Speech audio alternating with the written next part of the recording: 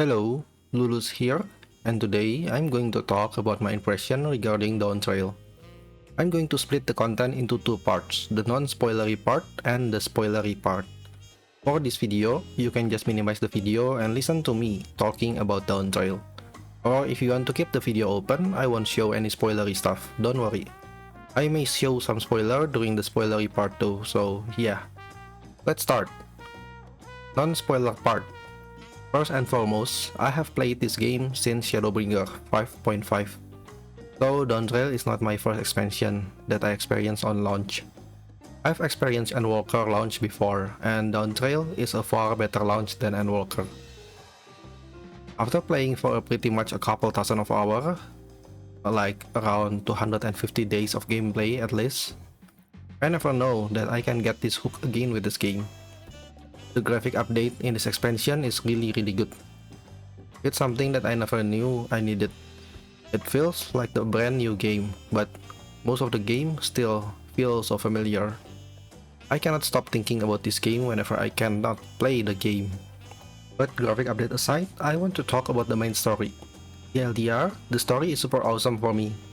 I know that a lot of people out there does not really like the story, but for me the story is so good. I also know lots of people that got turned off and does not get excited anymore to do the story because they saw content on YouTube saying that Dawntrail is bad, the story is bad, the story is boring and stuff. My advice is just try to experience the story by yourself and then decide whether you like the story or not. At least, you should give the story a chance in Dawntrail, I think. It is a good story about world building since we are going to a brand new continent. And I found a lot of stuff in the story that I relate with in real life, especially on the second part of the main story quest. Basically, just give the story a chance. I cannot talk more about the story without crossing the spoiler line, so that's all about the story. The story is good and you guys should give the story a chance. About combat. The combat is pretty funny, I think, because of the familiarity that I felt while experiencing a brand new content. It feels different because it's a brand new content, but somehow it feels so familiar, like everything feels so familiar. The rotation, the button that I press, everything is so familiar, but I experience it with a brand new story and content. It feels so good. I mainly play as a paladin and I know that in this expansion, paladin does not really get any change, but I'm okay with it because I feel gameplay wise, paladin is in a good position right now. The boss fight and dungeon in this expansion is also feel so good. I feel like there are a lot of better combat mechanic in this expansion compared with the previous expansion. I already cleared EX1 and EX2 and those extreme fight is definitely better than most of Endwalker extreme fight. So yeah, I'm looking forward for all of the difficult content that Dawntrail will bring to us, either Ultimate or Savage. The next one I want to talk about is the reward. I think Yoshipi didn't lie when he said that Dawntrail will be an expansion that have a lot more reward for us than the previous expansion because from the start I can see and I can appreciate how they added a lot more reward with the gathering scripts and also the improvement of the Fate system and many other. I have been spamming Fate non-stop because now I feel Fate is much more rewarding and fun compared with the previous expansion. And if not because I want to make this video, I think I'll still be spamming Fate right now. Basically, I feel like I got hooked with something that I never thought will hook me, which is Fate.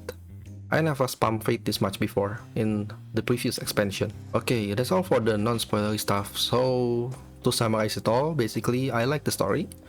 I feel like you guys have to give the story a chance. I also like the combat. The combat, the difficulties, everything feels much more better than the previous expansion. The graphic updates also feels and looks very good. The game feels like a brand new game. Oh, and I haven't talked about Viper and Pictomancer. I have leveled up Viper up to level 100 and Viper feels so much fun. Viper feels so different compared with the other job, the other currently existing job in Final Fantasy XIV. Viper feels so fun. It's so button smashing and satisfying at the same time, but also cool because you have to dual wield a sword. It's the second class that have dual wield after Ninja. But Ninja dual wield a dagger, but Viper you dual wield a sword, which is even more cooler for me. I haven't really dived deep into Pictomancer, so I cannot talk much about it, but from my first impression of Pictomancer, I think this job is pretty fun. This job is also pretty unique with how you have to time when you have to draw your picture and then render your picture into a reality. I think it's a very good and fresh concept that I never found in any MMO. So everything is good with Dawntrail. I got no complaints so far. I cannot wait for the new raid tier to come out and the Savage season to start. I wanna see how difficult the Savage fight is.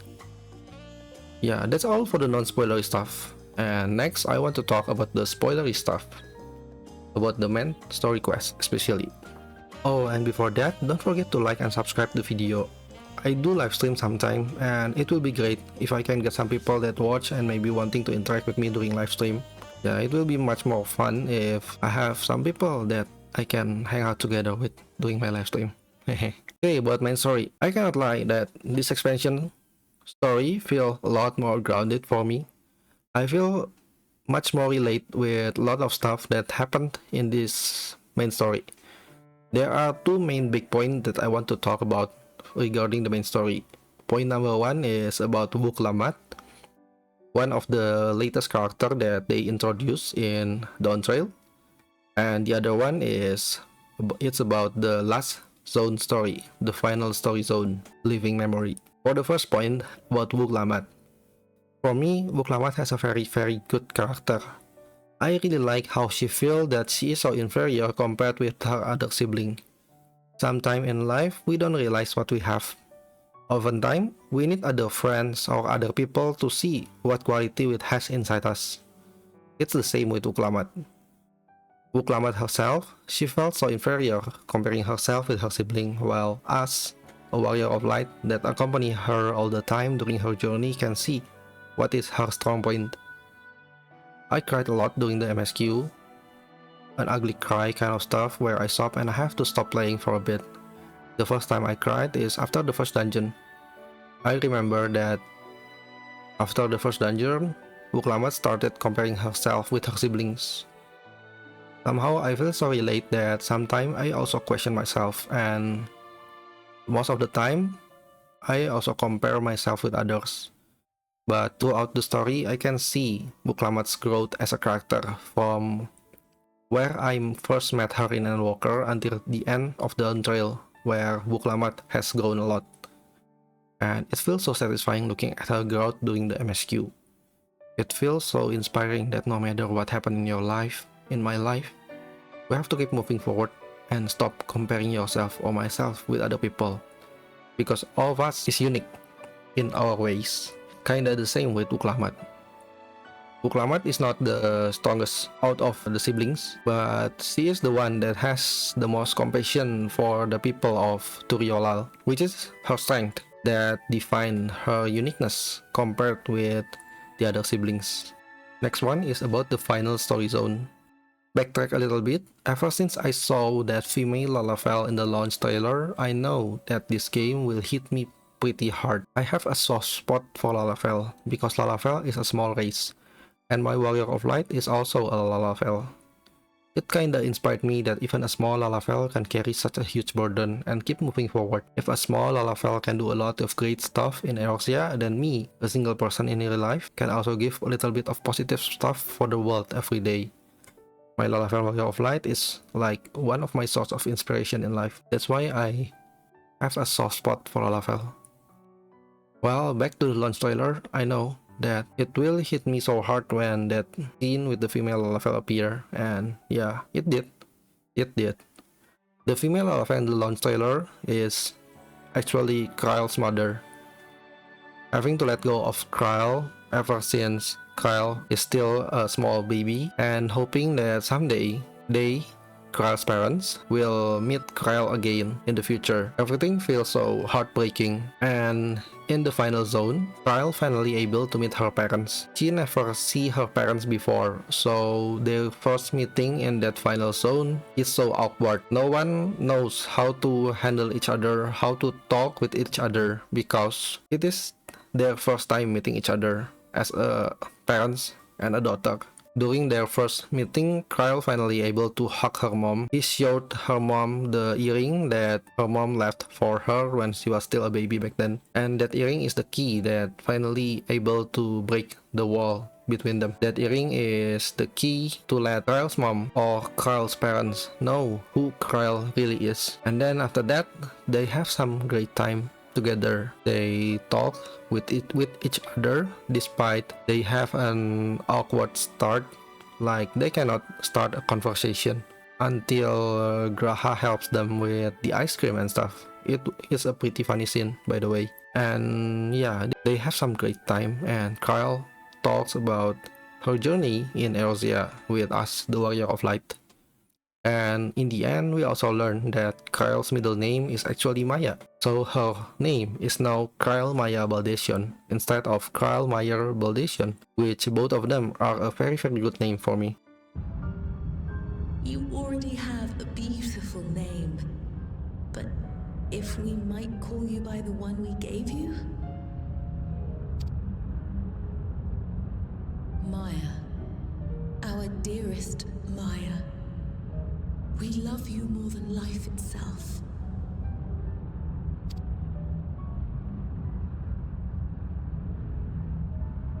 Maya. My name is Maya.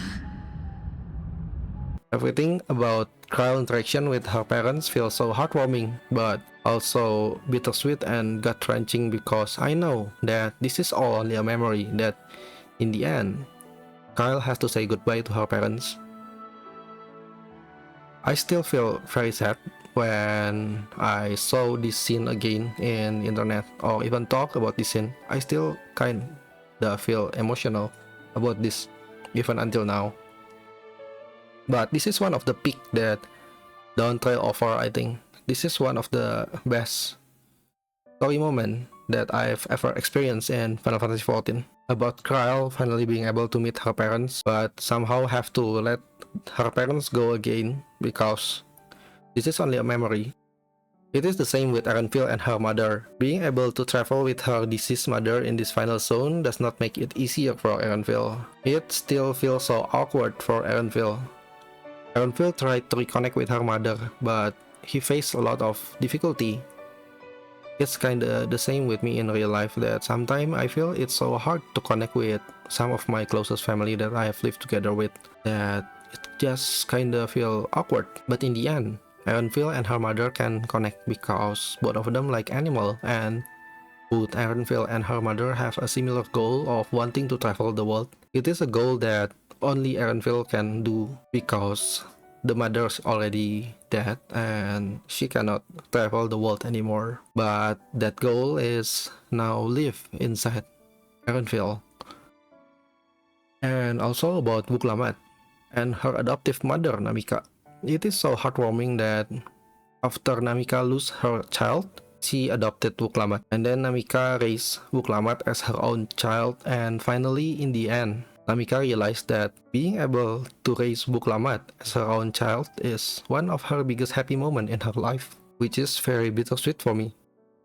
As the final zone itself is called the living memory, that everything that happened in the zone is only a memory, that in the end, every good things in life will end. Same with the zone itself. The zone was very pretty and beautiful.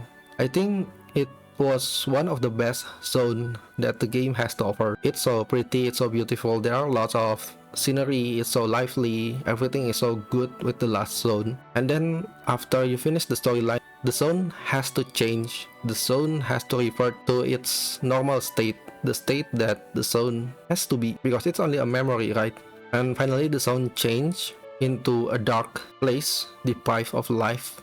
I think I will have a pretty hard time whenever I do a hunt train and then I have to visit this zone. Well, it's the only zone in Final Fantasy XIV that did stuff like this. It's not something that any other zone can do. After all, life is about how you want to leave your impression for others. Same with how this zone want to leave its impression to us, the player.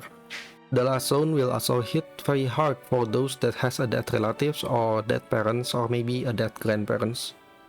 I can see that this zone will hit very hard for those that fall into that category. But again, this is the stuff that is inevitable for all of us, that sometime in the future, if we haven't, then we will feel the experience of losing someone dear to us. Yeah, this final zone remind me to learn to appreciate the time that I still has with those people that close to me. Appreciate the time and make the best of it whenever we can. So yeah, that's all about my shortened story impression about Dawntrail. So far, Dawntrail is a very good expansion for me. I really like Dawntrail, and I really like how the main theme of this expansion is family. A lot of story revolves around the concept of family, losing a family member, or even having a new family member, like when Wuklamat finally have a new siblings, Gululja. I still has a lot of stuff to talk about, but I don't want to make the video become very long, so I only talk about the part that left a big impression for me. If you want to hear my thought about some stuff like maybe Sphene or about the Final Fantasy IX reference in the Dawntrail story, or maybe some other stuff that you want to talk about, feel free to leave a comment down below. So yeah, see you guys later in another video, and you guys can hop into my stream whenever I do live stream. And don't forget to enjoy Dawntrail. Goodbye and thank you for watching. Oh, and one extra stuff that I remember after I finished recording. I joined a Japanese party finder a few days ago when I did my extreme fight. And this Japanese player was talking about, the title of the game is actually different in Japanese, right? In Western or international version, it is called Final Fantasy XIV Dawntrail. But in Japanese, it's actually called Final Fantasy XIV Golden Legacy. If you translate the Japanese title to English, it's called Golden Legacy instead of Dawntrail. I can finally understand why Yoshipi and team decide to call it Golden Legacy in the Japanese version of the game, because this game talks a lot about family stuff, right? About how a parents leave a legacy for their own child, about how Gulul Jaja train and prepare his children, Buklamat, and all of the siblings to someday lead to Liolal, about how Kryl parents leave the earring for Kryl so they can meet again in the future. It's so bittersweet, but also meaningful. I like the JP title of this expansion, Golden Legacy. It feels so cool, it feels so grand, but also meaningful and hiding a bittersweet meaning behind it. Well, that's all for the extra part. See you guys in another video. Bye bye.